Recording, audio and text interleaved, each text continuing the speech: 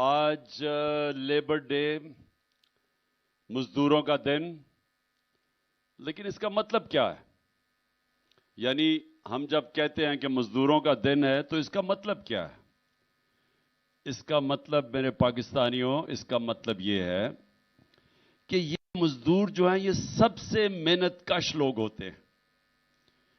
یعنی وہ محنت کرتے ہیں یہ، اور سارا دن ان کی محنت صرف اپنی بیوی بچے پالنے کے لیے ہوتا ہے. یہ وہ لوگ ہیں جن کے اوپر ملک چلتے ہیں کیونکہ ان کی مزدوری کے اوپر، اور یہ مشکل کام کرتے ہیں.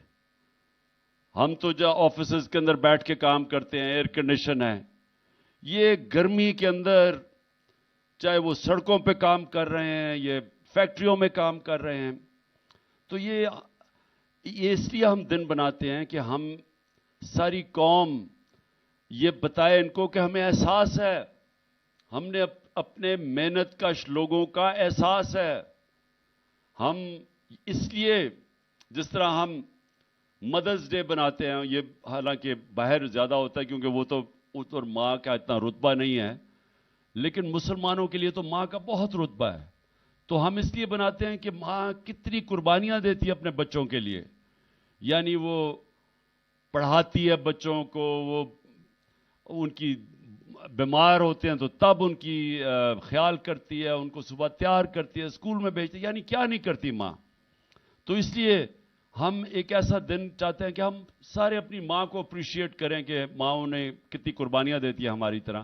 اسی طرح آج لیبر ڈے ہے، ہم اپنے مزدوروں کو آج اپریشیٹ کرنا چاہتے ہیں کہ یہ وہ لوگ ہیں جو محنت کرتے ہیں اور جو ان برے حالات کے اندر جب جس طرح آج کل ملک کے اندر جو انڈسٹری بند ہوتی جا رہی ہے، جو ہماری گروتھ ریٹ جس کو کہتے ہیں کہ جس طرح ہماری دولت میں اضافہ ہو رہا تھا، 6% ایک سال پہلے تھا، آج وہ 0.4% پہ آ گیا ہے.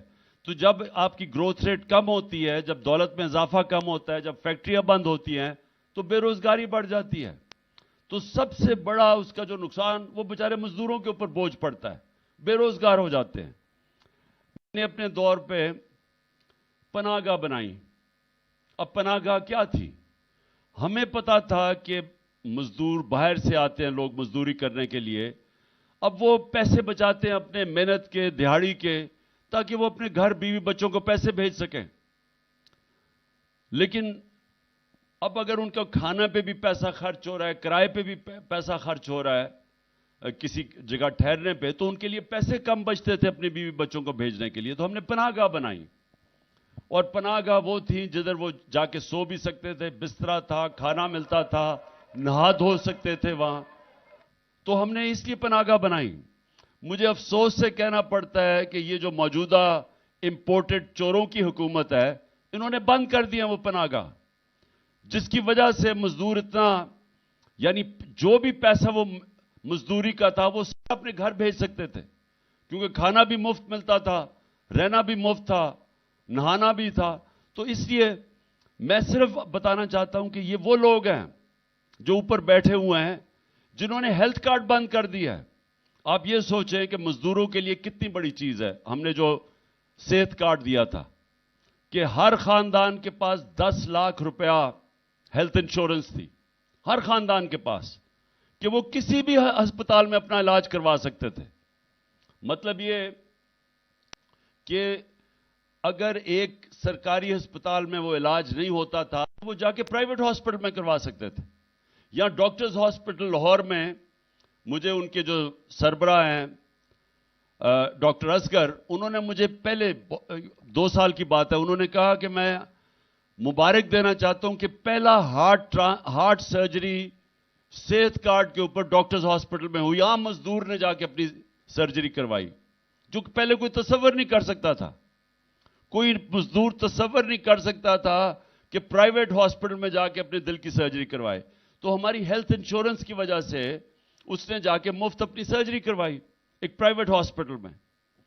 آج پختونخوا میں تو بند کر دیا ہے صحت کارڈ انہوں نے، اس حکومت نے.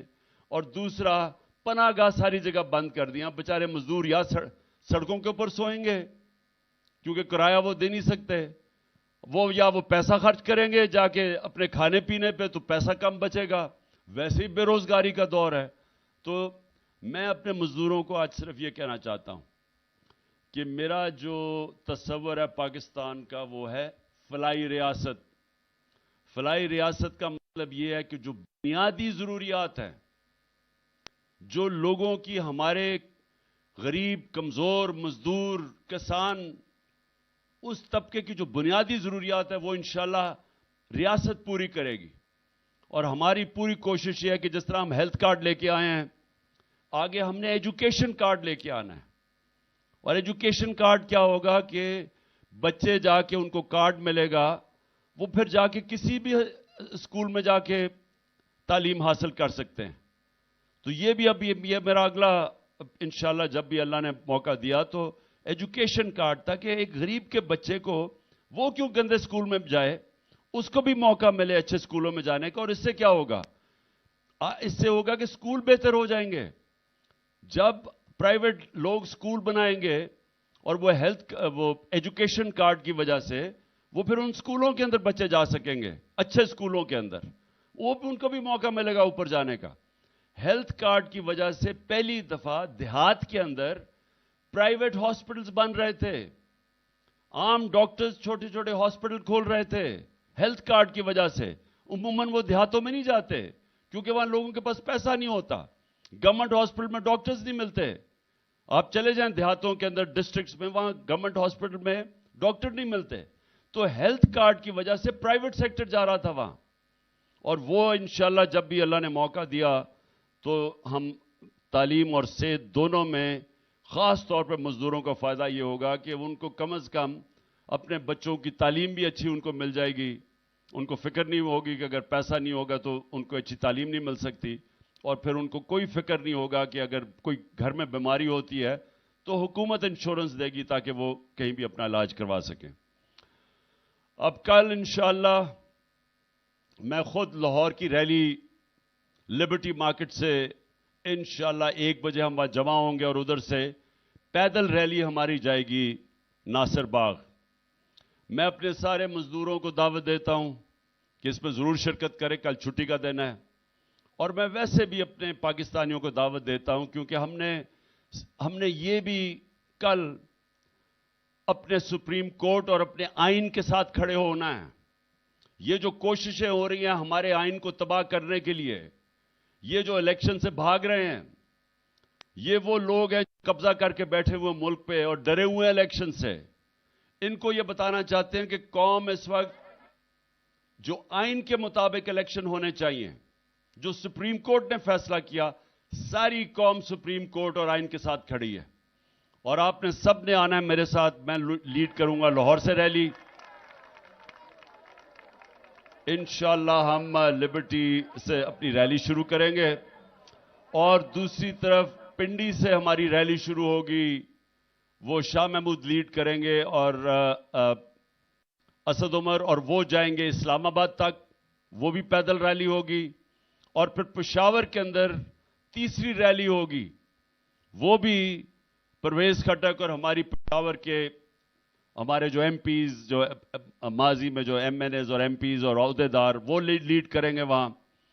اور خاص طور پہ لاہور اور پشاور میں ہم پیغام یہ دیں گے کہ ہمیں الیکشنز چاہیے, کیونکہ یہ جو اوپر کیئر ٹیکر گورنمنٹ بٹھائی ہوئی ہیں یہ غیر آئینی ہے. 90 دن گزر چکے ہیں, ہماری کوئی ریپرزنٹیشن نہیں ہے. ہمیں ڈس انفرینچائز کر دیا گیا پنجاب اور پختونخوا میں, کیونکہ یہ الیکشن سے ڈر رہے تھے. الیکشن کمیشن ان کے ساتھ ملی, گندے کیئر ٹیکر لے کے آئے جنہوں نے سب کچھ کیا سوائے الیکشن کروانے کی تیاری. ایک وہ کیئر ٹیکر بٹھائے جنہوں نے ہمارے اوپر ہر قسم کی انتقامی کارروائی کی, اور ان کا مدت ختم ہو چکی ہے. تو ریلیز میں ہم اپنا آئینی حق مانگیں گے کہ جو آئین ہمیں حق دیتا ہے اور جو سپریم کورٹ نے فیصلہ کیا آئین کے مطابق, ہم ساری اب اپنی ریلیز کے اندر اپنے سپریم کورٹ کے فیصلے کے اوپر عمل کروانے کی کوشش کریں گے اور بتائیں گے قوم نکلے گی سڑکوں کے اوپر. تو اس لیے میں اپنی ساری قوم کو کل دعوت دے رہا ہوں کہ لاہور میں میرے ساتھ نکلیں، پنڈی سے جو ہماری ریلی شروع ہوگی اس میں آپ سب نکلیں، اسلام آباد تک جائے گی، اور پشاور کی ریلی، ان تینوں ریلیز کے اندر آپ نے پوری طرح شرکت کرنا ہے۔ شکریہ۔ مزدور بھی ہم اس کے، دہقان بھی ہم اس کے، مزدور بھی ہم اس کے، دہقان بھی ہم اس کے، اللہ کی رضا سے ہیں نگہبان بھی ہم اس کے، اللہ کی رضا سے ہیں۔ مزدور بھی ہم اس کے، مزدور بھی ہم اس کے، دہقان بھی اس کے، اللہ کی رضا سے نگہبان بھی ہم اس کے۔ ماشاءاللہ یہاں پہ خواتین کی ایک بہت بڑی تعداد موجود ہے، میں چاہوں گا کہ آپ سب ان کے لیے بھرپور تالیاں۔ فیملیز، چھوٹے چھوٹے بچے، بزرگ، نوجوان یہاں پہ موجود ہیں، اپنے کپتان کے ساتھ اظہار یکجہتی کر رہے ہیں، اور ایک نعرہ ہم لگائیں گے، پاکستان کے مزدور، پاکستان کے مزدور، اور آئین بچاؤ ملک بچاؤ، آئین بچاؤ، آئین بچاؤ، آئین بچاؤ، آئین بچاؤ، زندہ باد۔ اب آگے بڑھیں گے، قرآن دازی ہو چکی، سوالات آپ کے نام جو ہیں وہ نکل چکے۔ آپ کریں گے یہ کہ خواتین کی سائٹ سے جو سوال ہیں وہ یک بعد دیگرے ہم لیں گے، تینوں سوال، اور عمران خان صاحب پھر آپ کو کمبائن جواب دیں گے، اور پھر ہم جینٹس کے سوالات بھی لیں گے، اور ایک سوال خان صاحب آج جو لیبر ونگ کے یہاں پہ آئے ہوئے ہیں لوگ، ان میں سے ایک سوال ہوگا، اور 3 سوالات کی قراردادی ہو چکی، یہ ہم کریں گے تھوڑی ہی دیر میں۔ آپ کے سوالات کی طرف آتے ہیں، لیکن اس وقت میں درخواست کروں گا نجم شیراز سے کہ وہ تشریف لائے اور ابرار الحق